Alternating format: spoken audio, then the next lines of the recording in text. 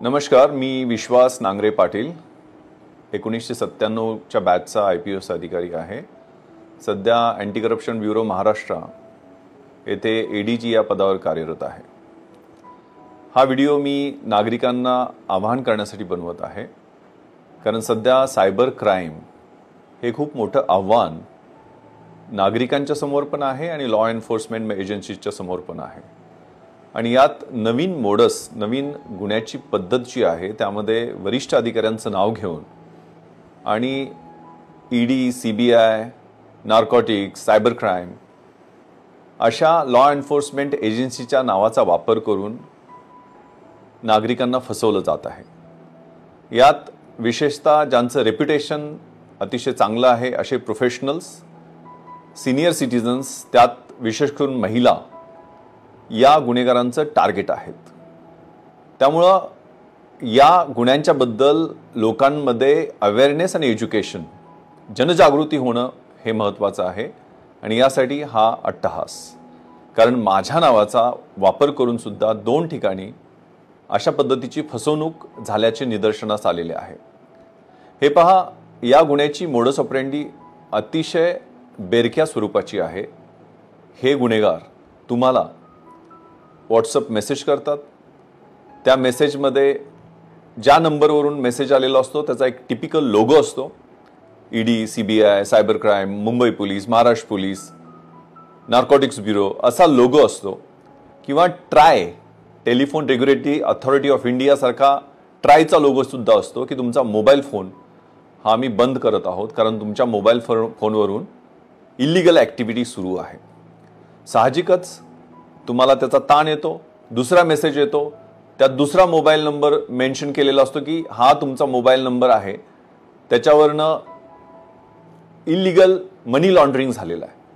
आता स्वाभाविकच तुम्ही त्या फोनवर कॉन्टॅक्ट करता आणि हा माझा नंबर नाही आहे, ते लगेच तुम्हाला त्यांच्या झास्यामध्ये घेतात आणि दुसऱ्या एजन्सीला, सायबर क्राईमला कॉन्टॅक्ट करा, 1 तासात रिपोर्ट करा, रिपोर्ट करायचं नसलं तर आमच्यावर व्हिडिओ कॉलवर या। आणि व्हिडिओ कॉल हा यातला सगळ्यात महत्त्वाचा हिप्नॉटिझमचा प्रकार आहे। एकदा तुम्ही त्यांच्या व्हिडिओ कॉलवर आलात की तुम्ही डिजिटल डिटेन्शन मध्ये गेला म्हणून समजा।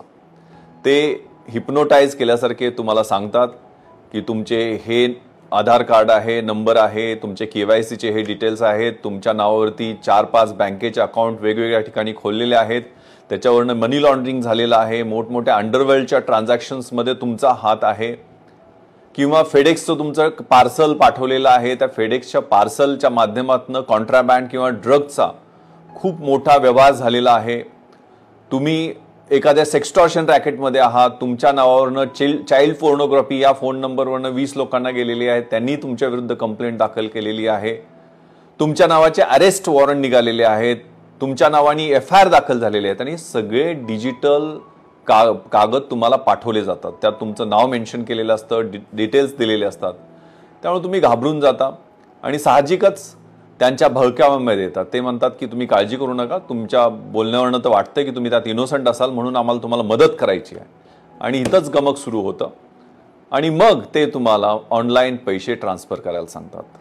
हे एकदा ते तुम्हाला व्हिडिओ कॉलवर तुम्ही आलात की तुम्हाला आयसोलेट करतात, थ्रेटन करायला सुरुवात करतात, इंटिमिडेट करायला सुरुवात करतात। ते सांगतात की तुम्ही तुमच्या घरच्यांनाही कळवू देऊ नका, तुम्ही आयसोलेट कसे व्हाल, वेगळे कसे व्हाल याच्याकडे त्यांचा भर असतो। म्हणजे तुमच्या सगळ्या मूव्हमेंट, तुमचे लोकेशन्स हे कसे चालले त्याच्यावर त्याची ऑब्झर्वेशन 2 दिवस 3 दिवस ही प्रक्रिया चालू असते, काही तास पण ही प्रक्रिया सुरू असते। आणि त्यामध्ये मग ते तुम्हाला ऑनलाईन पैसे ट्रान्सफर करण्यासाठी उद्युक्त करतात। तुमचे जर FDs असतील त्या मोडायला लावतात, तुमचे म्युच्युअल फंड्स किंवा शेअर्स असतील ते लिक्विडिफाय करायला लावतात, किंवा तुमच्या म्हाताऱ्या आईवडिलांचे पैसे असतील ते ट्रान्सफर करून घ्यायला लावतात। आणि ते सगळे पैसे फंड लिगलायझेशन प्रोसेशन, म्हणजे बऱ्याचदा RBIचं एक खोटं असं अकाउंट तयार केलं असं दाखवतात आणि ते अकाउंट कुणाच तरी असतं दुसऱ्याचं, त्याच्यावरती ते पैसे पाठवायला सांगतात। ते पैसे टप्प्याने दुसऱ्या अकाउंटवर जातं आणि ही फसवणुकीची प्रक्रिया चालू असते। यामध्ये अगदी युनिफॉर्म घातलेले तुम्हाला पोलीस ऑफिसर्स दिसतील, तुम्हाला अगदी ऑफिस असं दिसेल, प्रोफॅनिटी किंवा ॲग्रेसिव्ह डिमेनियर जसं सिनेमामध्ये असतं तशा पद्धतीची त्यांची प्रक्रिया असते, हे डिटेल्स तुम्हाला दाखवतात ते ऑफिससारखे असतात. त्यामुळे तुम्ही स्वाभाविक या जाळ्यात ओढले जाता. त्यामुळे कृपया अशा व्हिडिओ कॉल्सना किंवा अशा पद्धतीच्या फोन कॉल्सना बळी पडू नका. एक तर असा फोन तुम्ही चुकून उचलला आणि त्याच्यावर कॉन्व्हर्सेशन सुरू केलं तर घाबरून जाऊ नका. बी कूल काम. अशा फोनच्या बद्दल तुम्हाला जर आपल्या घरच्यांना त्वरित माहिती देणं अतिशय महत्त्वाचं आहे. आपल्या नातेवाईकांना एखादा आपला रिटायर्ड पोलीस ऑफिशियल कोणी ओळखीचा असेल, लॉयर ओळखीचा असेल किंवा एखादा सुशिक्षित चांगला व्यक्ती ओळखीचा असेल त्याच्याशी संपर्क करा. त्याचे डिटेल्स द्या. ज्या ऑफिसमधनं फोन आलेला आहे त्या ऑफिसला संपर्क करण्याचा प्रयत्न करा. आणि मोस्ट इम्पॉर्टंटली जवळच्या पोलीस स्टेशनला याबद्दल इन्फॉर्म करा. आणि जर तुम्ही हे पैसे ट्रान्सफर केले तर कृपया 1930 या सायबर हेल्पलाईनला कळवा. कारण ही हेल्पलाईन एवढ्यासाठीच आहे की तुम्ही केलेले ट्रान्सफर केलेले मनी हे 24 तास 48 तास अशा गोल्डन आवरमध्ये तुम्ही जर कम्युनिकेट केले तर ते पैसे फ्रीज केले जातात, होल्ड केले जातात. इवन त्या अकाउंटवरनं दुसऱ्या अकाउंटवर ज्यावेळेला अनेक अकाउंटवर हे ट्रान्सफर प्रोसेस सुरू असते नंतर बाहेरच्या देशात सुद्धा हे पैसे जातात.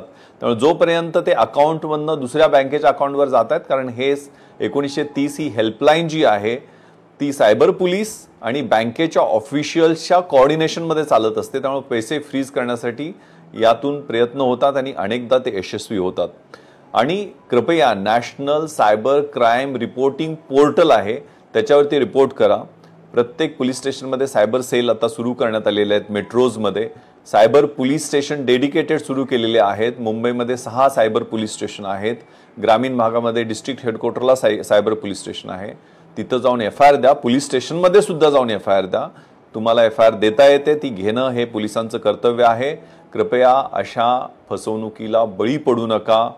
तुमच्या आयुष्याची सगळी कमाईची पुंजी जी आहे ती क्षणातच लुटली जाऊ शकते आणि अनेक पोलीस अधिकाऱ्यांचे नावं वापरले जातात. कृपया हे ध्यानात घ्या. कुठलाही पोलीस अधिकारी व्हिडिओ कॉलमध्ये तुम्हाला इंटरॉगेशन करत नाही. तुम्हाला कुठल्याही पद्धतीचं डिजिटल डिटेन्शन केलं जात नाही. तुम्हाला असे अरेस्ट वॉरंट व्हिडिओ कॉल किंवा व्हॉट्सअपच्या माध्यमातून पाठवता येत नाही. ते ऑफिशियल पोस्ट ऑफिसनी किंवा मग पर्सनली समन्स किंवा वॉरंट्स घेऊन कॉन्स्टेबल येतो त्यांनी ते पाठवले जातात. त्यामुळे कुठलेही पोलीस अधिकारी व्हिडिओ कॉल करत नाहीत. कृपया अशा पद्धतीच्या फसवणुकीच्या पद्धतीला बळी पडू नका. धन्यवाद. जय हिंद.